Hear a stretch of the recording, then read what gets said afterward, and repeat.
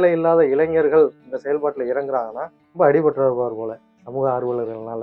Online முதற்கொண்டு RTI எப்படி பண்ணுறோமோ அது ஈஸியான வழிமுறைகள் இருக்கு. சமூக ஆர்வலர்கள் யாருமே ஏற்றுக்கொள்ள மாட்டாங்க. அங்கே மக்களோட வரி பணம் எங்கெங்கெல்லாம் இருக்கோ அங்கெல்லாம் நம்ம கேள்வி கேட்கலாம். ஒரு கோமாளியே தவிர இவர் பேச்சு தான் நிர்வகிக்குது. அவர் அதை சமூக ஆர்வலருக்கு தலையில கண்ணத்தூக்கி போட்டாப்புல உச்சநீதிமன்ற நீதிபதியான சூரியகாந்த் அவர்கள் ஒரு கருத்து வெளியிட்டிருக்காங்க.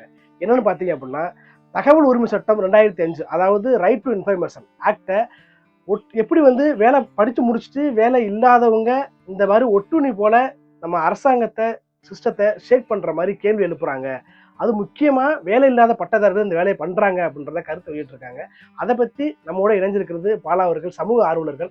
அவர் கிட்டத்தட்ட 100க்கு மேற்பட்ட தகவல் உரிமை சட்டத்தை பயன்படுத்தி நல்லது பண்ணியிருக்காங்க.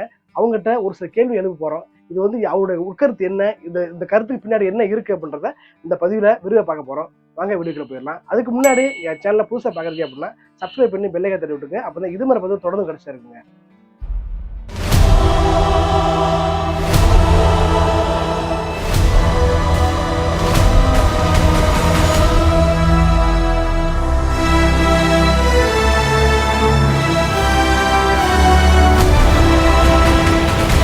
ஸோ நம்மோட இணைஞ்சிருக்கிறது ஆர்டிஐ சமூக ஆர்வலர் அவர்கள் இணைஞ்சிருக்காங்க, பாலா அவர்கள். இவங்க உச்சநீதிமன்ற தலைமை நீதிபதியான சூரியகாந்த் இது ஒரு கருத்தை வெளியிட்டிருக்காங்க. ஆர்டிஐ தப்பா பயன்படுத்துறாங்க அப்படின்ற மாதிரி சொல்லியிருக்காங்க. முக்கியமா வேலை இல்லாதவர்கள் தான் இந்த வேலையை பாக்குறாங்க அப்படின்றாங்க. அவருடைய கருத்தை பத்தி நீங்க நினைக்கிறீங்க? வணக்கம் மக்களே. கருத்து ஆக்சுவலி என்ன சொல்லியிருக்காரு அப்படின்னா, சமூக ஆர்வலர்கள் அப்படிங்கிற பேர்ல கரப்பான் பூச்சி, ஒட்டுண்ணிகள் இதை சார்ந்தது மாதிரி நம்ம அரசாங்கத்தை தாக்கக்கூடிய செயல்பாடுகளை ஈடுபடுறாங்கன்னு தான் அவரோட கருத்து. அதாவது அவர் ரொம்ப அடிபட்டுருவார் போல சமூக ஆர்வலர்கள்னால. ஒட்டுண்ணிகள், கரப்பாம்பூச்சிகள்னால அவர் ரொம்ப அவஸ்தைப்பட்டிருக்காரு. அதனால அந்த வார்த்தைகள் விட்டுருக்காரு. மற்றபடி அவர் சொல்லக்கூடிய கருத்து முழுக்க முழுக்க ஏற்புடையதல்ல. அவர் இப்போ எப்படின்னா, வேலை இல்லாத இளைஞர்கள் இந்த செயல்பாட்டில் இறங்குறாங்கன்னா அப்போனா ஏன் இந்த அரசாங்கம் ஏன் வேலைவாய்ப்பு உருவாக்கி கொடுக்கல? அப்போனா அந்த வேலைவாய்ப்பு உருவாக்கி கொடுக்காதனால தான் அவர் இந்த சட்டத்தை பயன்படுத்துகிறாருன்னு அவரே சொல்கிறாரு. ஆனால் இளைஞர்களுக்கு வேலைவாய்ப்பு இல்லை ஒரு காரணம். ரெண்டாவது, இந்த இந்திய சட்டத்திலேயே அனைத்து மக்களும் கேள்வி எழுப்பலாங்கிறதா நம்மளோட திட்டமே இருக்குது. அப்படி இருக்கும்போது சாதாரண குடிமகன் கேள்வி எழுப்புறது தவறுங்கிற சொல்லக்கூடிய தவறான பார்வையில் பார்க்கக்கூடிய இந்த சூரியகாந்த், அதாவது உச்சநீதிமன்ற தலைமை நீதிபதியை நம்ம என்ன நினைக்கிறதுன்னு தெரியல. அது ஒன்று. அதே மாதிரி இன்னொரு விஷயம் சொல்ல போனால், ஒவ்வொரு இளைஞரும் கேள்வி கேட்குறதுனால தான் இப்போ மாற்றம் உருவாகிட்டே இருக்குது. என்ன மாதிரினா, இப்போ நம்ம இந்த விவசாய பிரச்சனைகளோட நம்ம கையில் இருக்கோம், அதில் இப்போ சக்ஸஸ் பண்ணியிருக்கோம். ஆர்டிஐ சட்டத்தினால எல்லா நன்மைகளாக நடந்திருக்கு. அதாவது இந்த எங்கேயாவது சொல்லுவாங்கள்ல, அத்தி பூத்தார் போல், அந்த மாதிரி ஒவ்வொரு இடத்துல யாரோ ஒரு சிலர் தவறு செய்வாங்க. அந்த தவறுமே ஆராய்ந்து பார்த்தா தான் அது தவறுன்னு நம்ம சொல்ல முடியும். ஏன்னா ஆர்டிஐ சட்டங்கிறது அனைத்து இந்தியாவில் உள்ள அனைத்து குடியுரிமை பெற்ற மக்களுமே பயன்படுத்தக்கூடிய சட்டம் தான் இது. அதில் ஏழை பணக்காரர் காசு இருக்கோ இல்லை, என்ன சொல்கிறது, வேற்றுமையே இல்லை இந்த சட்டத்தை பயன்படுத்துறதுக்கு. அப்படி இருக்கும்போது இந்த சட்டத்தை பயன்படுத்துறதுனால தான் ஒரு அரசாங்கத்துக்கு இடையூறு ஏற்படுது அப்படின்னு அவரோட கருத்து முரண்பாடானது. இன்னொரு விஷயம் பார்த்தோம்னா, ஊடகம் இப்போ மீடியா, அவரும் அந்த ஊடகத்தையும் மென்ஷன் தான் பண்ணியிருக்காரு. நம்ம ஆர்டிஐ சட்டம் சமூக ஆர்வலர் மட்டும் இல்லாமல் ஊடகத்தையும் தான் அவர் மென்ஷன் பண்ணியிருக்காரு. ஏன்னா முதல்லாம் பார்த்தீங்கன்னா ஒரு 10 வருஷத்துக்கு முன்னால் ஊடகம் பார்த்தா ஒரு பேர் சொல்கிற அளவுக்கு ஒரு 4, 5 அந்த மாதிரி தான் இருந்துச்சு. இன்னைக்கு பார்த்தீங்கன்னா மீடியாங்கிறது பார்த்தீங்கன்னா எங்கே பார்த்தாலும் இப்போ யூடியூப் ஓப்பன் பண்ணாவே லட்சக்கணக்கான பேர் YouTube video channel, news channel அது மாதிரி வச்சு நியூஸ் வெளியில் போகுது. அதாவது முதல்லாம் என்ன தகவல் நடக்குதுன்னே தெரியாது மக்களுக்கு. இப்போ ஒரு ஃபோனை எடுத்தாங்கன்னா உலகத்தில் நடக்கிற எல்லா விஷயமும் தெரிஞ்சுக்கிறாங்க. அது மாதிரி ஒரு விஷயம் சின்ன மக்களுக்கு ஒரு பொது பிரச்சனையாக இருந்தால் கூட அது வெளியில் ரீச் ஆகிடுது, பப்ளிக்கில் போயிடுது மொத்தமாகவே. அதனால் கேள்வி எழுப்பக்கூடிய இளைஞர்கள் இன்னைக்கு அதிகமாக இருக்காங்க. ஏன்னா படித்த இளைஞர்கள் தாண்டிலும் கேள்வி எழுப்பக்கூடிய இளைஞர்கள் இப்போ அதிகமாகவே சுய சிந்திக்கக்கூடிய இளைஞர்கள் தான் இன்னைக்கு அதிகம். இவர் சொல்லியிருக்கக்கூடிய கருத்து உண்மையிலே ஏற்றுக்கொள்ளக்கூடிய கருத்து இல்லை. அதாவது என்னை பொறுத்தளவு எப்படின்னா, நான் இயங்கக்கூடிய இயக்கமாக இருந்தாலும் சரி, என்னை சார்ந்து நான் சொல்லிக் கொடுக்க ஆர்டிஐ சட்டத்தை பயன்படுத்தி கொடுக்கக்கூடியதாக இருந்தாலும் சரி, எல்லாருமே பொதுநல சார்ந்த விஷயம் தான். பொதுமக்களுக்கு என்ன தேவையோ அதை 100% நிவர்த்தி கொள்ளக்கூடியதான் இந்த சட்டத்தை பயன்படுத்துகிறோம். இன்னொரு விஷயம் அவர் சொன்னதுக்கு ஒரு கருத்து என்ன வைக்கணும்னா, இப்போ நம்ம ஆர்டிஐ சட்டத்தை தவறான வழியில் பயன்படுத்துகிறோம்னா எதன் அடிப்படையில் அவர் தவறுன்னு சொல்கிறாரு? ஒரு விவசாயி இல்லை ஒரு பொதுமக்கள் யாரோ ஒரு மக்களுக்கு ஒரு பொது பிரச்சனை இருக்குது அப்படின்னு நம்ம அரசு அதிகாரிகளை போய் நம்ம முறையீடு செய்கிறோம். இதான் எங்களுக்கு பிரச்சனை இருக்குது, சரி பண்ணுங்க அப்படின்னு. அவர் சரி பண்ணி கொடுத்தா இந்த ஆர்டிஐ சட்டத்தை பற்றி என் கேள்வி கேட்க போகிறாங்க.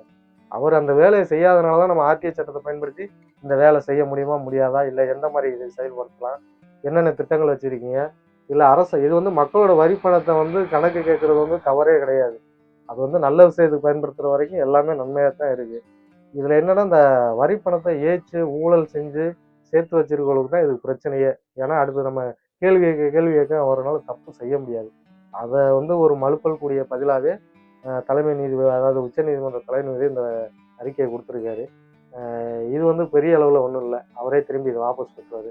அதனால் இதெல்லாம் ஒரு எப்படி சொல்கிறதுன்னா டோன்ட் கேர் மேட்ரு மாதிரி தான் இதெல்லாம். ஏன்னா இப்போ இளைஞர்கள் வந்து இப்போ அரசியலே மாற்றக்கூடிய சக்தி இளைஞர்கிட்ட இருக்குது. இப்போ 75 வருஷ காலம் ஒரு கட்சி சார்ந்த அரசியல் இருந்தது, மக்களுக்கான அரசியலே இல்லை. இப்போ பார்த்தீங்கன்னா இந்த முதல் தலைமுறையாக மக்களுக்கான அரசியல் இப்போ மாறுதல் ஆகிருக்கு. இதுலேருந்து நம்ம இளைஞர்களோட வேலைகள் எப்படி, அவரோட சாதனைகள் எப்படி, அந்த விஷயத்தை நோக்கி இப்போ பயணிச்சுக்கிட்டு இருக்கோம். இந்த கருத்தெல்லாம் கடந்து போயிட்டே இருக்கணும். ஆனால் ஆர்டிஐ சட்டங்கிறது மிகப்பெரிய வரப்பிரசாதம் மக்களுக்கு. நல்ல விஷயத்தை தான் ஒரு காலத்தில் நீதிபதி என்ன சொல்லியிருக்காங்க, நம்ம அட்வொகேட் வக்கீல்கள் லாயர்ஸ் மட்டும் தான் பயன்படுத்துகிற மாதிரி இருந்தது ஒரு காலத்தில். அதை எப்படி ஃபாலோ பண்ணுறது, இப்போ அது எளிமையாக போயிடுச்சு. இப்போ ஆன்லைன் முதற்கொண்டு ஆர்டிஐ எப்படி பண்ணுறோமோ அது ஈஸியான வழிமுறைகள் இருக்குது. இப்போ ஒரு 2-3 மாதமாக தேர்தலுக்கு அப்புறம் கொஞ்சம் அதுவுமே கொஞ்சம் தாமதமாக இருக்குது, ஒரு ரெஸ்பான்ஸ் இல்லாமல் இருக்குது. இதை இன்னும் நாங்கள் மேம்படுத்துறதுக்கு தான் இன்னமும் போராடிக்கிட்டு இருக்கோம். ஏன்னா இந்த அமைப்பு இந்த சட்டம் உருவாக்குறதுக்கு காரணமான அருணா ராய் ஐபிஎஸ் அவங்க எல்லாமே இது வந்து நிறையா கிசான் சந்தூர் அமைப்பு மூலமாக இது உருவாக்கப்பட்டது ஆரம்ப காலத்தில். அன்னைக்கு இந்த நீதிபதியெல்லாம் குரல் கொடுக்க அன்னைக்கு ஆள் இல்லை. ஏன்னா குடிமக்கள் ஏமாறும் போது, ஊதியம் பெறும்போது ஏமாற்றிட்டு கொடுக்கும்போது அன்னைக்கு கேள்வி கேட்க இந்த மாதிரி நீதிபதிகள் இல்லை. ஆனால் அதை காரணம் காட்டி அன்னைக்கு அந்த அருணா ராய் ஐபிஎஸ்ன்றவங்க இந்த சட்டத்தை கொண்டு வர்றதுக்கு எவ்வளவோ மஸ்தூர் கிசான் அமைப்பை நிறுவி கொண்டு வந்து இன்னைக்கு இது வந்து மிகப்பெரிய வழியில் வெற்றி அடைஞ்சிட்டு தான் சொல்ல முடியும். இது அவரோட அறியாமை, முதிர்ச்சி இல்லாத ஒரு அறிவின்மையை தான் அவரோட சிந்தனையை காட்டுது. நான் கேள்வி எழுப்ப ஆசைப்படுறேன். சமூக ஆர்வலர்கள் வந்து ஒரு சில பேர் ஆர்டிஐ பயன்படுத்தி அரசு அதிகாரிகளை வந்து பயமுத்துற விதமாக அவங்க லஞ்சம் கொடுக்குறாங்க. ஆக்சுவலி லஞ்சம் கொடுக்கறதுனால தான் கேள்வி எழுப்புறாங்க ஆர்டிஐ பயன்படுத்தி. ஆனால் ஒரு சில பேர், எல்லாரும் சொல்லவே இல்லை, ஒரு சில சமூக ஆர்வலர் வந்து அதை பணமாக வாங்கி இதை பிஸ்னஸாக பண்ண ஏன் பண்ணலாமே அப்படின்றத பற்றி ஒரு விஷயங்கள்லாம் நம்ம கேள்விப்படுறோம். இதை பற்றி எங்களுடைய கருத்து என்ன? இல்லை இப்போ பணம் வாங்கிட்டு சமூக ஆர்வலர் செஞ்சு கொடுக்குறாங்கன்னா நீங்கள் அதை இலவச சேவையாக, அதாவது இலவச சேவை வேண்டி தான் நம்ம எந்த ஒரு அரசு அதிகாரிகளும் போயிட்டுருக்கோம். அங்கே உள்ள என்ன அரசு கட்டணம் இருக்கோ அதை கட்டி தான் நம்ம பெற போகிறோம். அதை நீங்கள் ஒரு மனு கொடுக்கும்போது நீங்கள் செஞ்சு கொடுத்தா இவங்க அந்த வேலைக்கு போக மாட்டாங்களே, நீங்கள் அதை சிந்திக்க மாட்டீங்க. 2வது ஸ்டெப்புக்கு தான் நீங்கள் வாரீங்க. காசை வாங்கிட்டு பண்ணி கொடுக்குறேன்னு சொல்றீங்க. நீங்கள் முதல் ஸ்டெப் உங்கள்கிட்ட தான் மனு கொடுக்குறாங்க. இப்போ சமூக ஆர்வலர் வந்து எங்களுக்கு வீடு வாங்கி கொடுங்கன்னு மனு கொடுக்கலையே, அரசு அதிகாரிகள் பார்த்தானே நம்ம கொடுக்குறோம். அவங்க அந்த வேலையை செஞ்சு கொடுத்தா இதுக்கு இந்த வேலை வராதுல்ல. மாதிரி இந்த காசு வாங்குறவங்களுக்கு கண்டிப்பாக வாங்குறவங்க இருக்காங்க, ஆர்டிஐ வாங்குறவங்க இருக்காங்கன்னா இப்போ ஒரு சர்வீஸ் இப்போ எங்கே போனால் அரசாங்கமே ஒரு கட்டணம் வச்சிருக்கு. ஏன்னா ஒரு பிரிண்ட் அவுட் டவுன்லோட் பண்ணோம்னா இப்போ ஒரு 10 வருஷத்துக்கு முன்னால் உள்ள சான்றிதழ் ஏதாவது எடுக்கணும் வைங்களேன், பதிவுத்துறையில் போயிட்டு வில்லங்க சான்றிதழ் எடுக்கணும் வைங்களேன், அதுக்கு வந்து இலவசம் தாண்டி மற்ற கட்டணம் வாங்கும்போது கட்டணம் வாங்கிட்டு தான் கொடுக்குறாங்க. அரசாங்கமே கட்டணம் வாங்கிட்டு தான் சொல்லுது. ஏன்னா இப்போ கணினி பதிவு நம்ம சான்று கேட்குறோம் அப்படின்னா அதுக்கான கட்டணம் இவ்வளோ தான் நிர்ணயம் பண்ணியிருக்கு அரசாங்கமே.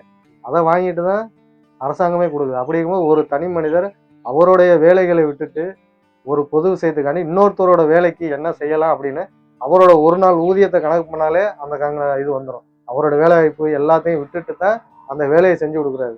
அப்படி செஞ்சு கொடுத்தா மட்டும்தான் அந்த உதவி கேட்டு வர்றவர் ஒரு பயனுள்ளதாக பயன்படுத்துறாரு. தவிர அது ஈஸியாக கிடைச்சிருச்சுன்னா அதோட உண்மைத்தன்மை இல்லாமல் போயிடும். எதுக்கான இந்த சட்டத்தை பயன்படுத்தணும் ஏனோ தானோன்னு போயிடும். அதுக்குன்னு ஒரு இது இருக்கணும், அப்போதான் அது இதாக இருக்கும். ஆனால் கட்டணங்கிறது எனக்கு தெரிஞ்ச அளவுக்கும் கட்டணம் இல்லாமல் தான் நம்ம கூட ஒரு 1500 பேருக்கு மேலே இருக்காங்க. யாருமே இது வரைக்கும் கட்டணம்னு சொல்லிட்டு வாங்கினதே இல்லை.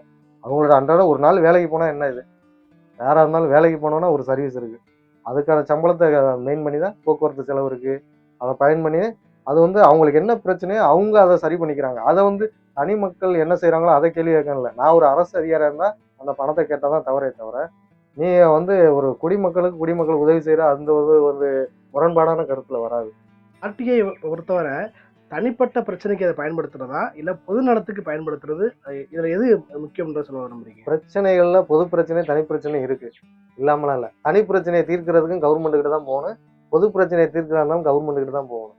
சரிங்களா? அப்படி இருக்கும்போது எல்லாத்துக்குமே நம்ம ஆர்டிஐ சட்டத்தை பயன்படுத்தலாம். இதில் தனி பிரச்சனைக்கு பயன்படுத்தணும், பொது பிரச்சனைக்கு அந்த சட்டம் வகுத்துள்ளது அப்படியெல்லாம் இல்லை. எல்லா மக்களும், அதாவது அரசாங்கம் மக்களோட வரிப்பணம் எங்கெங்கெல்லாம் இருக்கோ அங்கெல்லாம் நம்ம கேள்வி கேட்கலாம். மக்களோட வரிப்பணம் செயல்படக்கூடிய எந்தெந்த திட்டமாக இருந்தாலும் அதை பற்றிய கேள்வி கேட்கலாம். பதிவு மூலம் சமூக ஆர்வலருக்கு என்ன சொல்ல விரும்புறீங்க? ஏன்னா அவர் சொன்ன ஸ்டேட்மெண்ட்டுக்கு இது பற்றியான ஒரு நல்ல விஷயம் சொல்கிறாங்க, எதை பற்றி சொல்ல விரும்புறீங்க? இல்லை, இந்த கருத்து வந்து நான் எப்படி சொல்றதுன்னா, சமூகர்கள் யாருமே ஏற்றுக்கொள்ள மாட்டாங்க. ஏன்னா இது ஒரு கோமாளித்தனமான ஒரு அறிக்கை தான் இது. ஏன்னா இப்ப இருக்க அரசியலே மாற்றம் நடந்துருச்சுல. அதனால ஒரு படித்த ஒரு கோமாளியே தவிர இவர் பேச்சு தான் நிர்வகிக்குது. அவர் அதை வாபஸ் வாங்கிடுவார். அது மட்டும் உறுதி. ஏன்னா அப்படியே வாபஸ் வாங்கலாம்னு அவர் சொன்னது உண்மையா இருந்தா கூட, இன்றைய இளைஞர்கள் வந்து எழுச்சி அடைஞ்சிட்டாங்க. எந்த எப்படியெல்லாம் அரசியல் பண்ணலாம், எதை வந்து அரசியல் ரீதியா மக்களுக்கு பிரச்சனையை தீர்க்கலாம். அந்த ஒரு இதுல வந்து இளைஞர்கள் வந்து துடிப்பா இருக்காங்க இப்ப. இந்த பதிவு மூலம் நீங்க ரொம்ப அழகா மக்களுக்கு தெளிவுபடுத்தி நினைக்கிறேன்.